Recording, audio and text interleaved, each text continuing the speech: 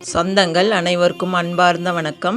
இந்த வீடியோவில் எளிமையான முறையில் நம்ம வீட்டில் வரலட்சுமி நோன்பு எப்படி செய்யலாங்கிறத பற்றி பார்க்கலாம். வாங்க வீடியோக்குள்ளே போகலாம். வரலட்சுமி நோன்பு இந்த வருஷம் 16/8/2024 ஆடி மாதம் கடைசி வெள்ளிக்கிழமை வரலட்சுமி நோன்பு நமக்கு அமைஞ்சிருக்கு.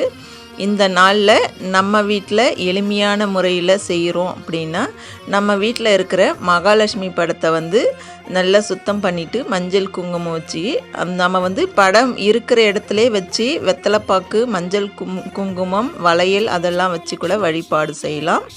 இல்லை நம்ம கொஞ்சம் கிராண்டாக செய்யலாம் அப்படின்னு நினச்சிங்கன்னா, அந்த மகாலட்சுமி படத்தை நல்லா சுத்தம் பண்ணிவிட்டு ஒரு கீழே ஒரு மணப்பலகை எடுத்துக்கோங்க.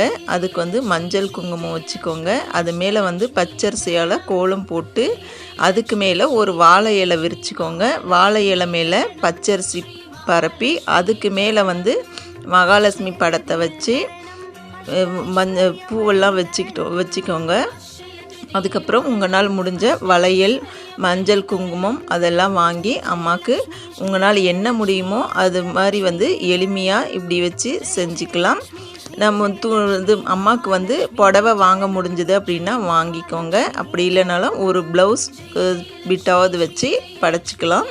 இப்படி தான் எளிமையான முறையில் வரலட்சுமி நோன்பு நம்மளால் என்ன முடியுமோ அதை வச்சு அம்மாவை மனசார நம்ம வீட்டுக்கு அழைக்கலாம். பக்கத்தில் இருக்கிற சுமங்கலி பெண்களை கூப்பிட்டு நம்மளால் முடிஞ்ச மஞ்சள் குங்குமாவது கொடுத்து அனுப்பணும் அப்படின்னா நமக்கு தீர்க்க சுமங்கலி பாக்கியம் கிடைக்கும், நல்லதே நடக்கும், நமக்கு வீட்டில் செல்வ செழிப்பு அதிகரிக்கும். இப்படி எளிமையாக நம்ம வரலட்சுமி நோன்பு கொண்டாடலாம். நம்மளால் இது கூட முடியல அப்படின்னு நினைக்கிறவங்க என்ன பண்ணலான்னா, நமக்கு வரலட்சுமி நோன்பு செய்கிறவங்க நமக்கு கூப்பிட வருவாங்க இல்லையா, அவங்களுக்கு மஞ்சள் குங்குமம் பூவாவது கொடுத்து அனுப்புனீங்க அப்படின்னாலும் உங்களுக்கு தீர்க்க சுமங்கலி பாக்கியம் கிடைக்கும். நான் இப்போ முதல்ல நான் அப்படி தான் வழிபாட்டை தொடங்கினேன். நான் கிராமத்தில் வளர்ந்தவ, எனக்கு அதை பற்றிலாம் தெரியாது. நான் கல்யாணம் முடித்து இது டவுனுக்கு வரும்போது எல்லோரும் அந்த மாதிரி வரலட்சுமி நோன்பு செய்யும்போது கூப்பிட வருவாங்க. அப்போ நான் அன்னைக்கு அவங்களுக்கு மஞ்சள் குங்குமம் கொடுத்து அனுப்புவேன். ரொம்ப 2-3 வருஷமாக நான் அப்படி தான் செஞ்சிட்டு இருந்தேன். அதுக்கப்புறம் தான் அது வழிபாட்டை தொடங்கணும் அப்படிங்கிற ஆசைப்பட்டு முதல்ல படம் வாங்கி தான் நான் வழிபாட்டை தொடங்கினேன்.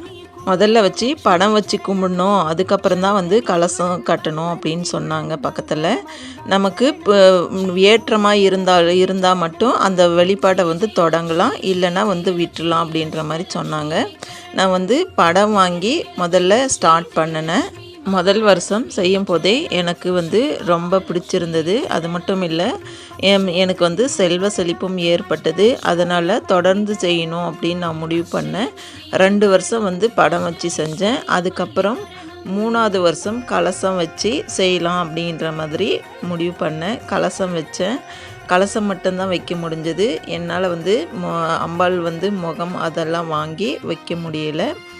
அதுக்கப்புறம் கொஞ்சம் கொஞ்சமாக தான் நான் இந்த வழிபாட்டை தொடங்கி இப்போ தொடர்ந்து செஞ்சிட்ருக்கிறேன்.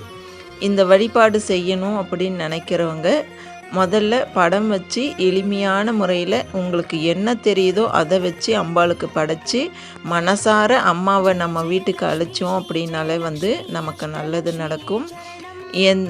எந்த ஒரு வழிபாடும் முன்னாடியே தெரிஞ்சுக்கிட்டு யாருமே செய்யறதில்ல. ரொம்ப நாளாக செஞ்சிட்ருக்குறோங்க. ஒவ்வொருத்தரும் ஒவ்வொரு விதமாக சொல்லுவாங்க. அதெல்லாம் யாரும் காதில் வாங்கிக்காதீங்க. உங்களுக்கு என்ன தெரியுதோ அதை வச்சு செய்யுங்க, நல்லதே நடக்கும். தேங்க்யூ.